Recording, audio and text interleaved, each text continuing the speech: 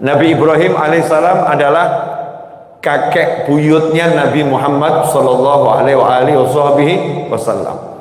Rasulullah SAW terlahir dari manusia-manusia yang mulia, manusia-manusia yang luar biasa, dan sampai pada kakek beliau Nabi Ibrahim alaihissalam. Nabi Ibrahim alaihissalam istrinya bukan satu, istrinya lebih dari satu. Yang dikenal secara umum ada dua yang dikenal secara umum. Lihatlah bagaimana seorang lelaki yang beriman pada Allah Subhanahu wa taala ketika punya dua istri dengan bentuk rumah tangga yang diuji oleh Allah taala dengan ujian yang luar biasa. Sehingga kita yang alhamdulillah, ibu-ibu mungkin suaminya alhamdulillah gak punya istri lagi, mungkin buat bapak-bapak juga alhamdulillah ya, kalau istrinya hanya satu, mungkin kalau disyukuri ya, mungkin kalau disyukuri, apa orang kalau syukur, la in syakartum la azidannakum ya, mungkin kalau disyukuri bisa nambah lagi, tapi don't try it at home ya. Jangan coba-coba, ini khusus orang-orang yang berilmu, beriman dan bertakwa ya. Kalau enggak justru kocar kacir, amburadul, remuk semuanya. Naudzubillah min dzalik. Nabi Ibrahim alaihissalam awalnya istrinya satu, belum punya anak keturunan. Selalu berdoa, Rabbi habli minas sholihin, Rabbi habli minas sholihin. Sudah nabi dan julukannya Khalilullah, nabi yang julukannya kekasih Allah, itu masih minta Rabbi habli minas sholihin, ya Allah karuniai aku anak keturunan yang masuk dalam kelompok orang-orang soleh. Nah, sementara kita yang banyak salah, doa minta anak soleh ini jarangnya luar biasa.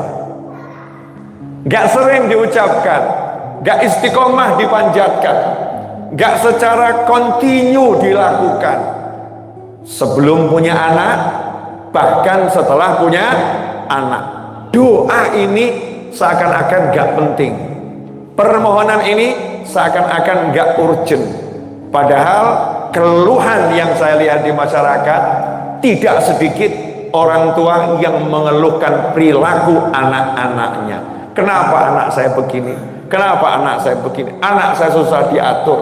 Anak saya setelah menikah lupa sama orang tuanya. Anak saya kuliahkan tinggi-tinggi, sekarang kerja di luar pulau, disuruh pulang nggak mau, pilih pekerjaannya daripada orang tuanya. A sampai Z, keluh kesah tentang perilaku anak yang nggak menyejukkan hati, nggak menyejukkan jiwa. Itu terjadi sementara doa minta anak soleh kurang dilakukan. Maka pelajaran pertama pada malam hari ini adalah Rabbi habli minas sholihin, minta anak soleh. Singkat cerita, Nabi Ibrahim kemudian menikah lagi. Pertama kali, walaupun beda pendapat ulama, dikaruniai putra namanya Ismail alaihissalam. Ya, beda pendapat ulama, tapi saya ambil yang versi ini. Mendapat putra namanya Nabi Ismail alaihissalam. Dari siapa? Dari istri yang kedua. Kenapa ini perlu saya jelaskan? Karena memang indahnya di sini. Saat punya anak dari istri yang kedua, istri yang pertama belum punya anak.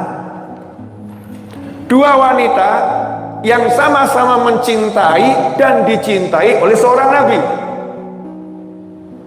Yang satu sudah punya anak, yang satu belum. Maka Allah kasih ujiannya menarik. Nabi Ibrahim diperintahkan membawa istri keduanya pergi menjauhi istri pertamanya dan meninggalkan istri keduanya serta anaknya yang masih bayi, diperintahkan oleh Allah Ta'ala tinggalkan di padang Sahara sana yang gak ada manusia di sana, gak ada kehidupan di sana, gak ada siapa-siapapun di sana, yang ada cuman batu dan pasir, bahkan pohon itu tidak ada, gak ada kehidupan.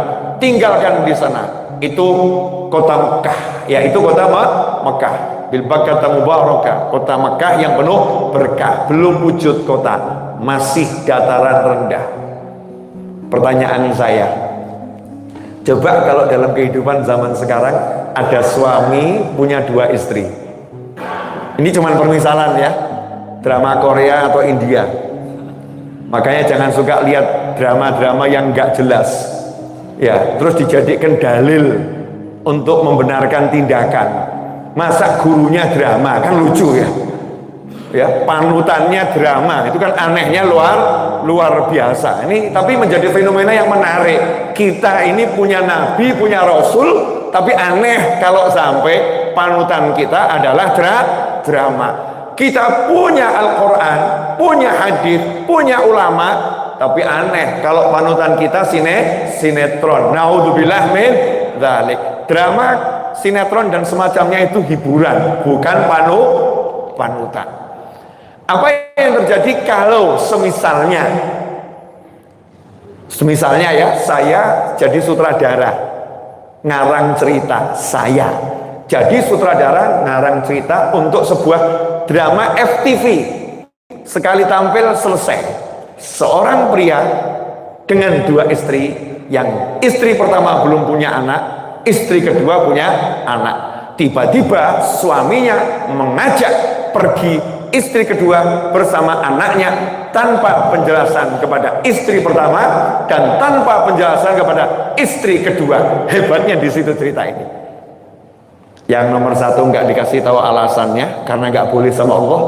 Yang nomor 2 juga nggak dikasih tahu alasannya karena nggak boleh sama Allah Ta'ala. Kenapa? Karena judulnya ini ujian untuk suami istri, biar tetap jadi misteri.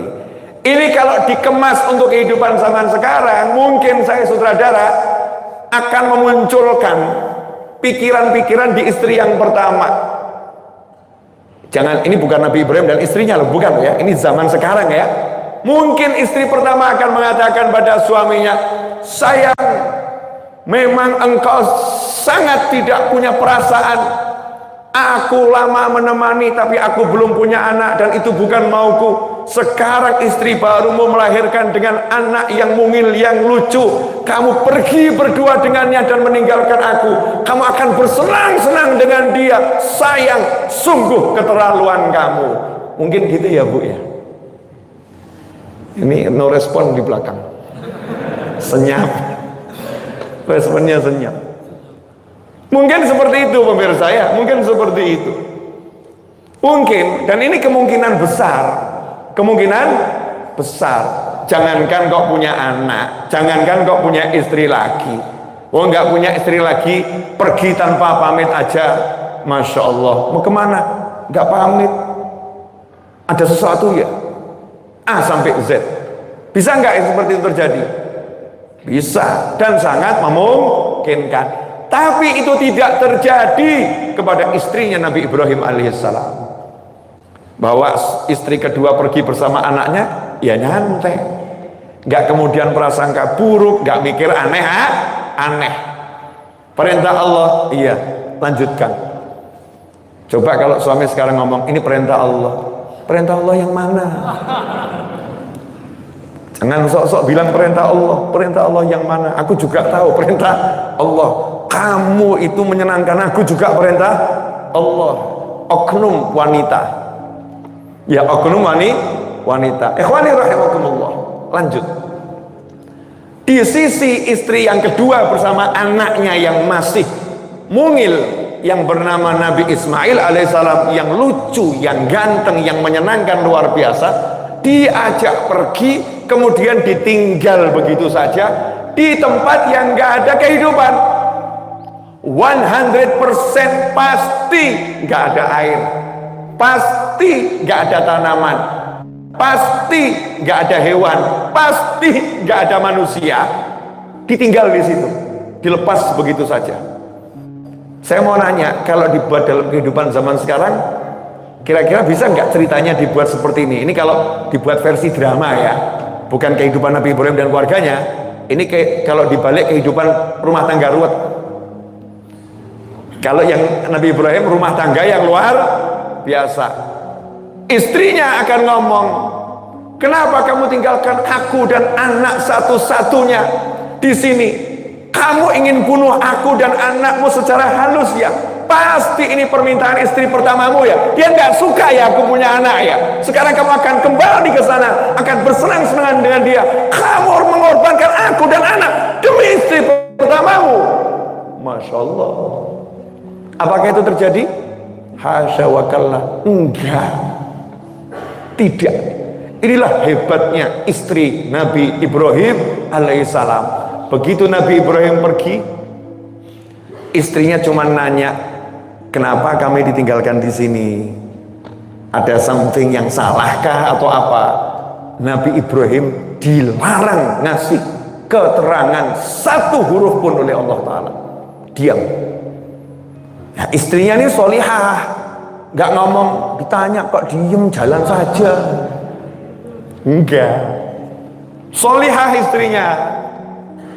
Didikan Nabi Ibrahim alaihissalam, dididik oleh Allah Subhanahu wa ta'ala. Nanya lagi, mungkin nggak dengar, diulangi, kenapa kami ditinggalkan di sini? Diperkeras suaranya. Kok diem nggak jawab? Paham istrinya, oh ini pasti diperintah Allah, nggak boleh ngasih penjelasan. Maka nanya yang ketiga kali, diperintah Allah ya? Nabi Ibrahim nggak noleh, berhenti, terus menganggukkan kepala, karena nggak ada larangan ngasih isyarat, nggak ngomong iya. Istrinya jawabannya indah sekali, Mas, kalau perintah Allah don't worry. Karena tahu suaminya cinta, sayang sama dia, sayang sama anaknya. Coba kalau oknum istri zaman sekarang, kamu tega meninggalkan aku di sini, di hotel ini seorang diri, hotel nggak ditemani, kamu mau pergi begitu saja, A sampai Z. Gimana cara meremukkan hati suami? Gimana caranya dengan kalimat-kalimat suaminya agar hatinya hancur, agar hati suaminya gundah, agar hati suaminya nggak tenang, agar suaminya pergi dan tetap perhatian dengannya dengan menggunakan kalimat-kalimat yang mengacaukan pikiran dan jiwa. Mungkin Anda salah satu korbannya. Entah di mana ya, bukan di sini loh ya. Ya, entah di mana, wallahu a'lam. Lain istrinya Nabi Ibrahim alaihissalam. Bukan mengacaukan hati suaminya, bukan minta belas kasih, tapi jadi wanita. Wanita. Nah, ini wanita. Sayang, lanjutkan perjalanan. Tinggalkan kami. Jangan resah, jangan gelisah, mantapkan langkahmu. Kalau Allah yang suruh, pasti Allah yang ngurus. Jangan kamu pikiri, lanjutkan. Anakmu biar aku yang urus. Masya Allah. Jalan Nabi Ibrahim mantap, tapi hatinya ya remuk. Jalan sampai jauh. Nanti kalau antum insya Allah nyampe ke Mekah untuk haji maupun umroh, amin, itu di luar, kalau sekarang ya, sekarang kan sudah jadi hotel-hotel itu ya. Nah itu nanti kalau kita dari Masjidil Haram udah keluar pelataran ke arah ke hotel-hotel itu, nanti ada jalan Ibrahim ya, itu jalan di mana Nabi Ibrahim alaihissalam yang saat itu meninggalkan istrinya dan anaknya, kemudian berbalik, berhenti, kemudian berbalik melihat ke arah titik ditinggalkannya itu, sekarang jadi Ka'bah, melihat ke arah Ka'bah, kemudian angkat tangan.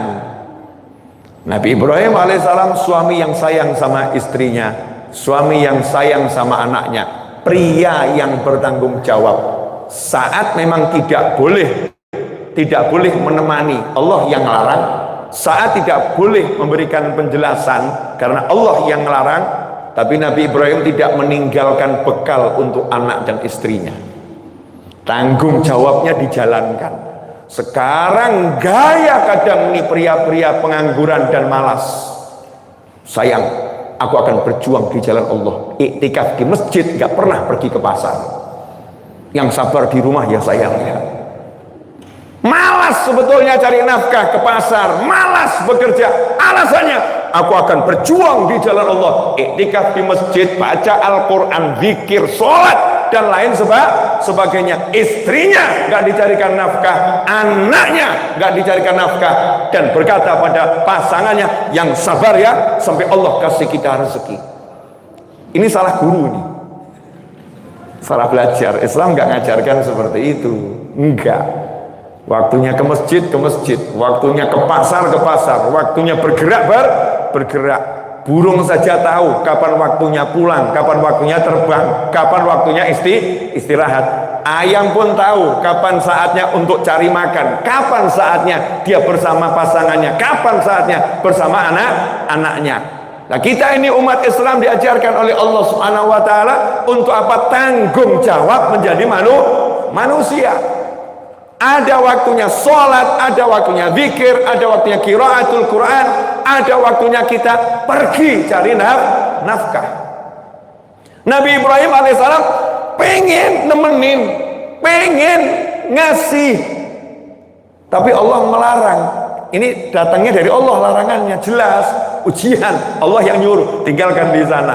Maka Nabi Ibrahim tidak mengabaikan tanggung jawabnya alaihissalam, maka beliau menggunakan angkat tangannya, doanya, Rabbi ini, ya Allah, sungguh aku tinggalkan sebagian dari anak keturunanku di lembah yang gak ada kehidupan di sana, ghairi dzi zar'in, gak ada kehidupan di sana, gak ada tumbuhan di sana, liyuqimus shalah, agar mereka jadi orang-orang yang ahli mendirikan sholat. Jadi pikirannya suami meninggalkan anak dan istri di rumah agar ahli sholat. Zaman sekarang banyak sekali orang tua nggak punya konsep ini. Anaknya tidak dijadikan ahli sholat, istrinya tidak dijadikan ahli sholat, anaknya disekolahkan, anaknya di SD-kan, anaknya di SMP-kan, anaknya di SMA-kan, SMU-kan, SMK-kan, anaknya dikuliahkan, tapi anaknya tidak disolatkan. Liyuqimus sholah. Bahkan gak sedikit tuh yang pagi bangunin anak sekolah, ayo sekolah, ayo sekolah, ayo sekolah. Gak ngurus subuhnya kerja atau enggak nih. Subuhnya dikerjakan atau tidak gak jadi perhatian. Yang penting sholatnya jangan terlambat. Subuhnya terlambat gak difikirkan. Sholat bukan jadi yang utama. Sholat bukan jadi yang utama. Sementara Nabi Ibrahim alaihissalam dalam kondisi anak istrinya menurut nalar, sebentar lagi mati, dehidrasi. Ya mudah-mudahan anak teman saya yang lagi sakit panas dan tadi dehidrasi, anaknya Mas Angga segera sehat dan sembuh, amin. Ini Nabi Ismail kalau didiamkan mati dehidrasi karena kehabisan air. Jelas gak ada air di sana. Tapi Nabi Ibrahim doanya optimis, doanya optimis, dikasih biar jadi orang yang mendirikan sholat. Artinya apa? Sebelum ditinggal di situ sudah ibunya dididik jadi orang yang ahli sholat. Boleh dilanjut? 22 menit, 18 menit lagi pertandingan usai. 18 menit, sabar. Insya Allah selesai seperti yang sudah ditetapkan sama Allah Ta'ala. Karena saya nggak punya rencana ini. Ya, menit ini ngomong begini nggak ada rencananya. Pokoknya ya sekeluarnya. Subhanallah. Kalimat berikutnya itu apa? Kirimkan manusia dari segala penjuru. Beri mereka ini anak keturunanku, ini rezeki buah-buahan, dan kirimkan manusia dari segala penjuru. Karena memang gak punya uang, gak punya harta, gak bisa nemenin, gak bisa kerja mendampingi, karena diperintahkan Allah tugas meninggalkannya, maka digunakan kekuatan utamanya, minta sama Allah Ta'ala. Kalau gitu ya Allah, beri anak keturunanku, keluargaku makanan, buah-buahan dari segala penjuru. Datangkan manusia untuk menemani dari segala penjuru. Padahal itu tidak logis. Nggak masuk akal. Kenapa nggak masuk akal? Ya udah jelas, nggak ada manusia, udah jelas. Bekalnya itu cuma cukup untuk 2-3 hari. Udah jelas, nggak ada musafir pernah lewat sana. Udah jelas, ini tempat siapapun ditaruh di situ, menurut hitung-hitungan pasti mati. Nah, kok Nabi Ibrahim mintanya itu aneh. Nanti mereka ini akan beranak pinak, ini anakku ini akan punya anak yang banyak, akan jadi orang-orang yang mendirikan sholat. Dan aku minta dikirimkan buah-buahan kepada mereka ya Allah, dan kirimkan manusia yang banyak dari segala penjuru kepada mereka. Masuk akal kan? Sedikit pun Nabi Ibrahim alaihissalam tidak mendoakan seperti ini. Ya Allah tolong selamatkan anakku, ya Allah tolong selamatkan istriku, ya Allah tolong lindungi mereka, ya Allah tolong. Enggak. Padahal kan urgennya itu ya. Kenapa tidak? Karena paham kalau udah Allah yang nyuruh pasti Allah yang menjamin. Untuk keselamatan anak istrinya saat ditinggalkan, Nabi Ibrahim tenang. Nabi Ibrahim tenang, tapi setelah itu menjalankan kewajibannya sebagai seorang suami. Aku bisanya apa? Bisanya ngasih doa, kasih doa. Nah ini udah duit nggak ngasih, doa yang nggak ngasih. Ya Masya Allah ini, Bapak teladan ini. Bapak teladan kalau seperti itu, duit nggak ngasih, doa nggak ngasih, kerja juga tidak. Alasannya takdir bid. Masya Allah. Bahkan berasal dengan takdir, naudzubillah min dzalik. Hasilnya, cek hasilnya. Ajib. Setelah berdoa, apakah datang awan hitam terus turun hujan? Enggak. Setelah berdoa, apakah kemudian datang musafir bawa buah-buahan? Enggak. Setelah berdoa, apakah kemudian Allah kirimkan malaikat ditampakkan wujud manusia? Dan tangisannya Nabi Ismail itu kencengnya luar biasa. Jangan kamu kira kalau Nabi kemudian nangisnya lemah lembut.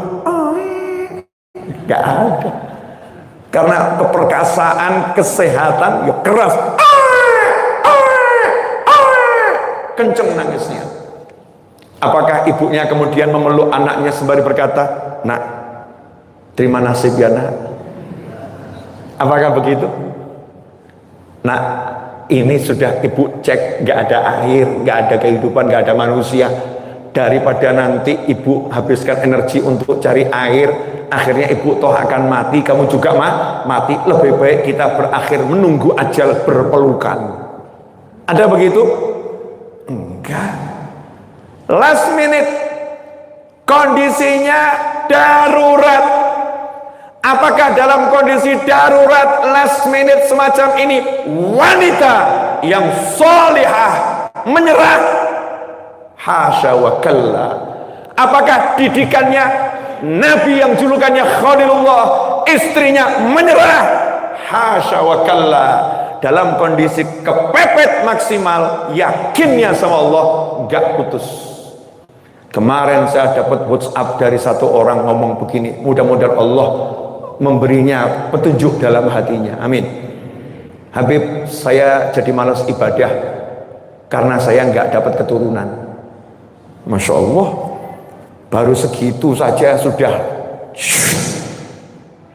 Ini loh istri Nabi Ibrahim alaihissalam, ditinggal, nggak punya air, nggak ada teman, anaknya nangis, menurut data statistik mati. Apa kemudian udah capek-capek aku taat sama suami, udah capek-capek aku taat sama Allah, kok hasilnya seperti ini? Apakah begitu? Enggak. Mukmin yang sejati semakin diuji, semakin dia menyala. Cahayanya akan semakin bersinar, ibarat sebilah pisau dapur, semakin diasah semakin tajam. Makanya kalau kamu nggak pernah diasah, nggak tajam. Ini diasah sama Allah Ta'ala dengan asahan yang luar biasa ini. Sendiri bu, di padang Sahara nggak ada air, anak nangis. Artinya apa? Nggak ada solusi menurut penglihatan mata, nggak ada solusi. Tapi lain, ini didikannya Nabi.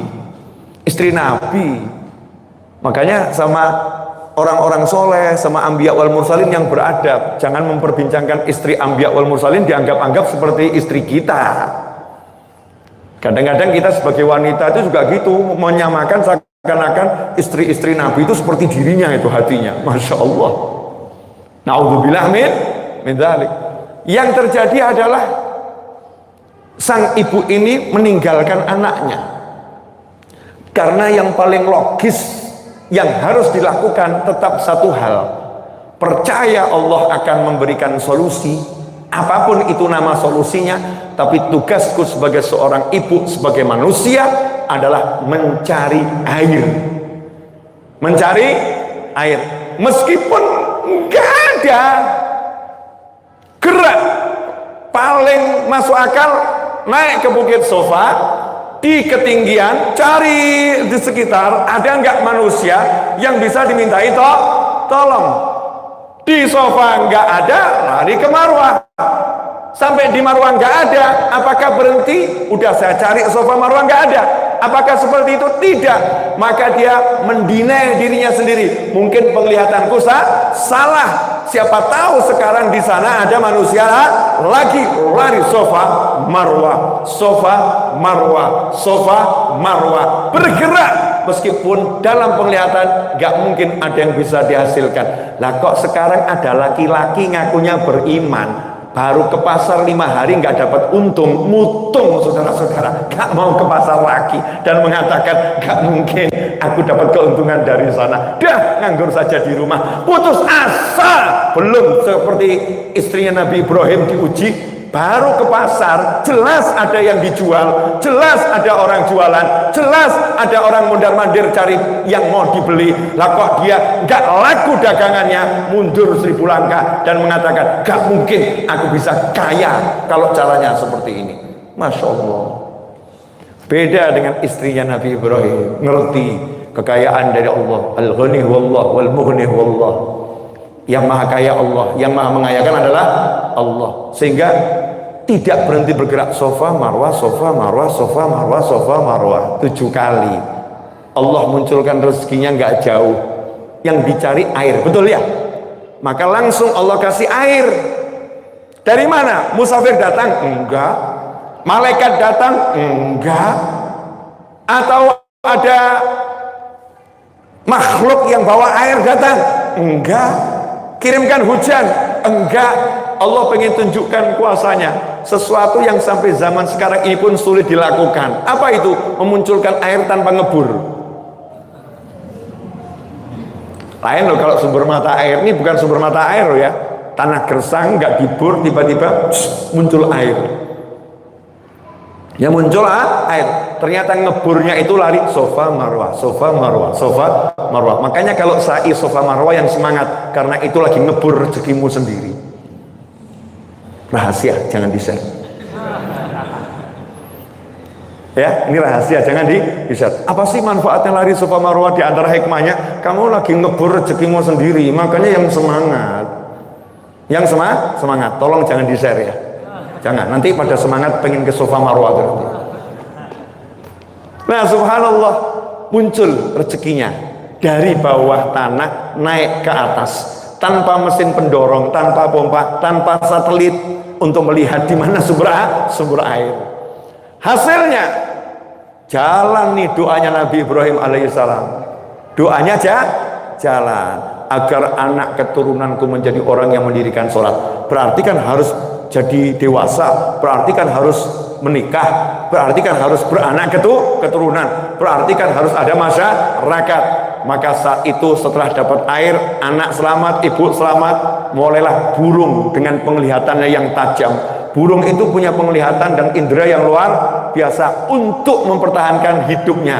Begitu dia terbang di padang Sahara, melihat kejauhan kota Mekah ada sumber air yang bagus, burung pun merapat berterbangan di sekitarnya, memberitahu kawan-kawannya. Maka musafir yang jaraknya puluhan kilo, walaupun nggak pakai teropong bintang, matanya orang dulu itu tajam, melihat dari kejauhan di sana kok ada burung, berarti di situ ada kehidupan, pasti di situ ada sumber air. Maka mereka pun merapat ke sumber air. Di situ kok ada seorang wanita dan anaknya. Maka mereka orang-orang yang jujur, mereka pun menunjukkan gentlenya dan mengatakan, kamu yang menemukan sumber air, berarti kamu pemiliknya. Kalau begitu izinkan kami ambil air ini, sebagai gantinya kami akan beri kambing, kami akan beri buah-buahan, kami akan. Sehingga ibunya Nabi Ismail dan Nabi Ismail alaihissalam duduk di kursi nyantai, terima gaji tanpa susah payah. Masya Allah. Nah, karena airnya Zam-Zam, mereka ini musafir yang udah keliling dunia, udah ketemu sungai, udah ketemu sumber air macam-macam. Ini kok airnya beda. Maka mereka putuskan, kita tinggal di sini saja, nggak usah pindah ke tempat lain. Air ini nikmatnya luar biasa. Maka mereka tinggal di situ. Itulah suku awal dari kota Mekah, dari orang Arab yang pertama kali.